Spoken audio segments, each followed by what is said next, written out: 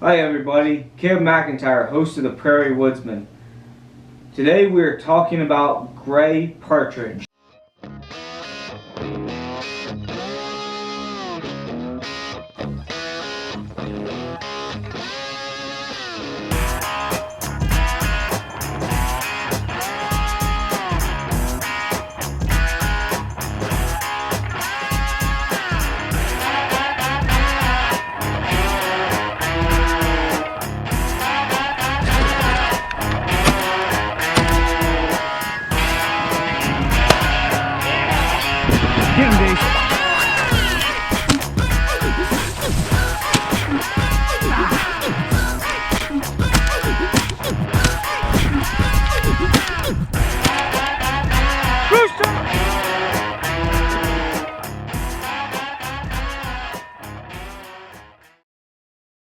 Gray partridge originated in Europe and parts of Asia. As early as the 1700s, gray partridge have been pursued as an upland game bird. Beaters would hit the brush and flush the partridge to the shooters or the standers, and interestingly enough, as the partridge would fly over, the shooters would pick out only birds that had dark brown chestnut patch on the belly. The reason for this is because it was believed that only males had the brown chestnut patch. However, they realized that they were killing some hens as well, because a lot of your older hens can show bits of feathers that have dark brown chestnut barring on them. And so unfortunately they couldn't go by that rule and couldn't sex them on the wing. First stockings in America were in the early 20th century. Now, there are some records of birds being released here as early as 1790. However, a lot of organizations like the Iowa DNR, Pennsylvania Game Commission weren't established until the 19th century or the 20th century. And so the first stockings in Iowa were in the early 20th century. They released huns in Pillow County, Iowa, and they're like, hey, this was successful, let's release more. By about 1930, northern Iowa had received about 20,000 partridge all across the different counties. They tried stocking them in the south, in southern Iowa. All southern attempts failed. Nobody is really sure why. Northern Iowa was the best suitable place in the state for introduction of this species. And I'll get into the reason why it was the best suitable habitat. Partridge do really well in heavily farmed agriculture areas. What I'm talking about is I'm talking about brood rearing cover and chicks being able, survival rate of chicks. Yes, partridge do well in heavily farmed agriculture area as adults. When it comes to nesting, it's not very good. They still need that brood rearing habitat to raise a successful brood. And the problem we run into now is a lot of farmers are cutting hay and alfalfa fields in May, and that's when most of your partridge hens are nesting, is that May to June ratio. And so a lot of nests are destroyed, which leads to no reproduction. And so that's why there's not a lot of partridge in Iowa. So when you say, oh, you're saying that there's the reintroduction or the introduction was successful and all this, I should be seeing partridge all over the state of Iowa. No, the population has dwindled, like drastically. So, all right, that's kind of the history of partridge in Iowa, how they got established and all that. Aging and sexing. All right, so as you guys can see right here, I have a adult gray partridge, and I can just look at this and tell you it's an adult. Well, this is actually my hide. I got it tanned. I did it myself and all that. Anyway, and I've looked at this hide so many times. Anyway, we're going to start with aging. So the way you can tell that this is an adult is if you look at the 9 and 10 primaries right here. I'll try to hold them close up to the camera. If you look at this tip and this tip, you can see that both of these are rounded. That shows second year growth, the second year of its life, which is a more mature feather and it's rounded at the tip. Where for a juvenile, if you can see right here, this is a juvenile hen. You can see how that's kind of pointed and frayed. That shows first year growth. This bird has not had a chance to molt into its adult feathers. And so it's going to have pointed, frayed tips. That's how you determine the age. Now, when we talk about age, we're not talking like, oh, this bird is a year, year and a half, 2 years, 3 years. No. We're basically talking about adult and juvenile. Alright, so we'll move on to sexing right now. There's 3 ways that I like to go by that shows cock or hen. And right now I'm actually going to take this time to go to a video in the past that I actually did. It was a day I was out upland hunting and managed to harvest a male partridge. So I'll run through that and show you guys that whole bird. Then the next clip I'll show you a hen. So we'll just sit and watch that right here. Right here, what we're going to look at to distinguish this as a male, look at the face.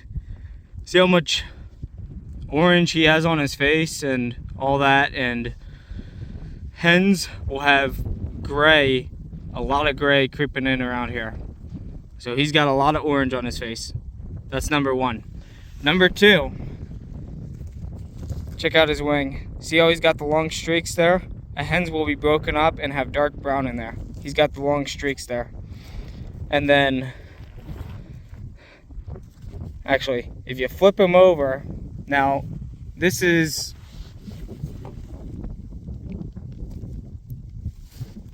a young bird, so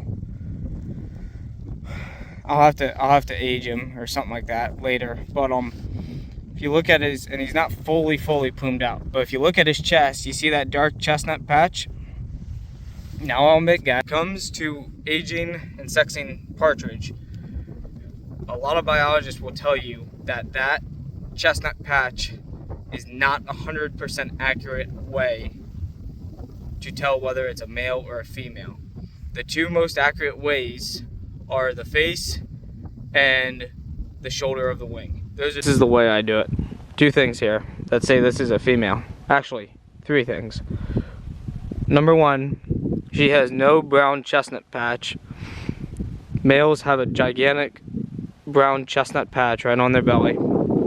2, these are a little duller than a male's, and it has short bars. A male will have longer bars than that. And 3, that you can relate off of, is if she has gray hair and white. Males will mostly have all orange on their face and no gray right here. Well, as you can see, that was 2 great days upland hunting. I harvested that cock, and then I actually harvested the hen a year prior, and the cock I harvested after. So those were 2 really nice days of partridge hunting. So on to the rest of the video. So I didn't realize this until I started doing research, but gray partridge are actually kind of picky nesters. And what I mean by that is, it's not like they're just going to nest anywhere and everywhere. They're going to nest in fence rows and roadside ditches. They try to stay out of hay fields and alfalfa fields because of mowing. They're actually one game bird that's pretty much figured it out, which kudos to them. Anyway, so when you have a really high insect population, that's really good for chick survival, because that's a main food source for your partridge chicks.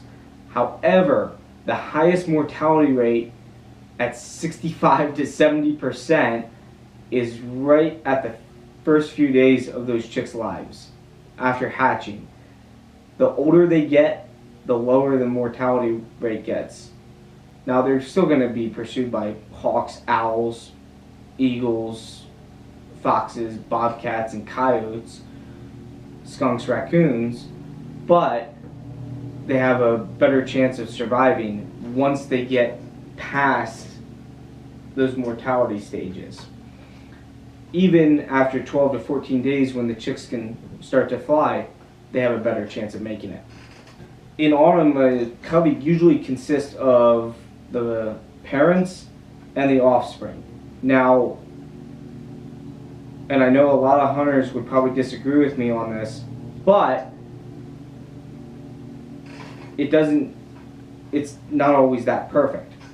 A lot of times what will happen is you can have one pair that was unsuccessful and another pair that was successful, and that pair that was unsuccessful will join the pair that raised a successful brood.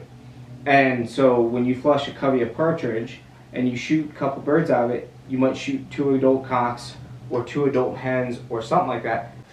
And you might be wondering, hey, wait a minute, why did I shoot 2 adult hens or 2 adult cocks? Shouldn't it be an adult cock, adult hen, and a couple of juveniles in this covey?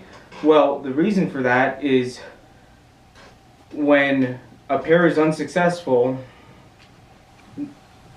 they will join with another covey or another pair that has been successful, and they'll group into one covey. So that's why if you flush a couple hens, shoot a couple birds out of it, you might end up with 2 adult cocks or 2 adult hens, and that's the reason.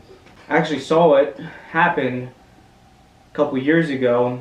I was hunting a drainage ditch for pheasants. A pair of hens got up. I didn't shoot at the cock. I switched to the hen, shot, dropped her, and then continued hunting. Well, about 2 to 3.5 weeks later, there was a covey of eight birds up around my place. Where I shot the hen, she was about 3 miles from my place. There's a different covey that was up around my place, and one day I found a dead partridge that had been killed by a short-eared owl. The next day I went out and ended up shooting an adult cock out of that covey. And so that just goes to show you there were 2 adults there. So I don't know this 100%, but what I think happened is when I shot that hen, that lone male that was down there came all the way up, found this covey, and joined them.